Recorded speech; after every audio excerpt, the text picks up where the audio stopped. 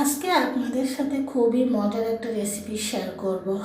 এই রেসিপিটা এত মজা, গরম গরম ভাতের সাথে খেতে দারুণ লাগে। আসসালামু আলাইকুম এভরিওয়ান, সবাই কেমন আছে? আজকে তৈরি করে দেখাচ্ছি লতি দিয়ে মাছের পাতুরি, মাছ দিয়ে লতির পাতুরি। খেতে কিন্তু দারুণ, হাতে মাখিয়ে লবণ। এই রেসিপিটা খুব ঝটপট ঝালঝাল করে রান্না করে দেখাবো। এখানে আমি লতি নিয়েছি, তবে লতিগুলো আমার বাবার বাড়ির। এখানে নিয়েছিল তেলাপিয়া মাছ 3 থেকে 4 টুকরো ছোটো ছোটো করে, আর নিয়েছি হাফ কাপ পেঁয়াজ কুচানো চিকন। প্রথমে পেঁয়াজটাকে আমি একটু নরম করে একদম হাত দিয়ে কষলিয়ে নরম করে নিচ্ছি। আপনারা চাইলে বাটাটাও দিতে পারেন, আমি কুচানোটা দিয়েছি। এখন মাছ, লতি, পেঁয়াজ এগুলো ভালো করে মেখে নিচ্ছি। চাইলে কিছু বড় বড় রসুনের কোয়া কিন্তু ছিলে দিয়ে দিতে পারেন যদি পছন্দ করেন। এখন অ্যাড করছি বাটা রসুন।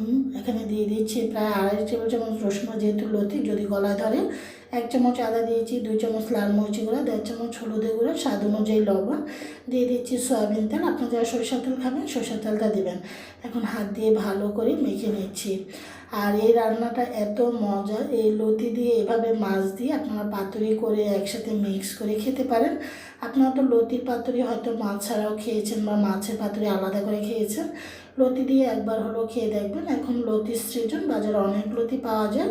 তবে আজকের এই লতিগুলো আমার বাবার বাড়িতে কিছুদিন আগে গিয়েছিলাম, আমার বড় ভাবি আমাকে লতিগুলো দিয়েছে।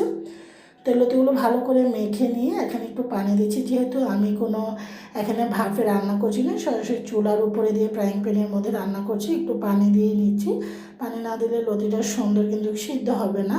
ওইভাবে করে রান্না করছি। একেবারে এত সুন্দর, এই লতিগুলো খুব তাড়াতাড়ি সিদ্ধ হয়ে যায়। অনেক সময় বাজার থেকে লতি আনলে কিন্তু ভালোভাবে সিদ্ধ হয় না।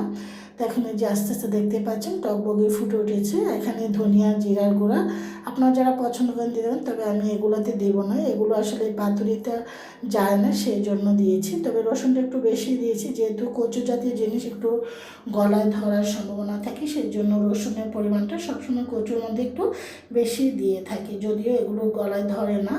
তারপরে একটু নির্ভয় থাকার জন্য লতিটা দিয়ে এখানে রসুনটা দিয়েছি। উল্টিয়ে পাল্টিয়ে দেখুন লতিটা আস্তে আস্তে সিদ্ধ হয়েছে। তো আরও প্রায় 5-10 মিনিট রান্না করলে লতিটা পারফেক্টলি সিদ্ধ হয়ে যাবে। ঝোলটাও কিন্তু দেখতে পাচ্ছেন কেমন, আমি এখানে কোনো ঝোল রাখবো না। পাতুরির মতন, পাতুরিটা একটু শুকনো টাইপের থাকে, ওইভাবে করে রান্না করে নিচ্ছি। আপনার চাইলে কলা পাতাও রান্না করতে পারেন। আমার কিন্তু লতি দিয়ে মাছ দিয়ে লতির পাতুরি আর লতি দিয়ে মাছের পাতুরিটা হয়ে গিয়েছে। তেলটা দেখুন উপরে উঠে গিয়েছে, আর লতিগুলো এত সুন্দর সিদ্ধ হয়েছে দেখতেই পাচ্ছেন, খুবই চমৎকার হয়েছে। লতিগুলো কিন্তু একেবারে ভেঙে যায়নি, আস্তে আস্তে রয়েছে। এখন আমি চুলাটা অফ করে ঢাকনা দিয়ে ঢেকে চুলা থেকে নামিয়ে 5 মিনিট রেখে চলে যাব সার্ভ করার জন্য। সুস্বাদু এই মাছ দিয়ে লতির পাতুরিটা এত মজা হয়েছে, গরম গরম ভাতের সাথে খেতে জাস্ট ওয়াও। যারা লতি খেতে বা যে কোনো কচু খেতে পছন্দ করেন তাদের কাছে আজকের রেসিপিটি খুবই ভালো লাগবে। এখন আমি একটা সার্ভিং ডিশে সার্ভ করে নিচ্ছি। আলহামদুলিল্লাহ, এটা ফ্লেভার এত অসাধারণ ছিল, যে কোনো মাছ দিয়ে রান্না করতে পারেন। আশা করি সবার ভালো লাগবে। গরম গরম ভাতের সাথে খেতে কিন্তু দুর্দান্ত এই লতি দিয়ে মাছের পাতুরিটি আপনারা খেতে পারেন। আমি গরম ভাতের সাথে সার্ভ করছি। এই লেবুটা আমার বাবার বাড়ি ছিল, খেতে দারুণ ছিল। সবাই ভালো থাকেন, আল্লাহ হাফিজ।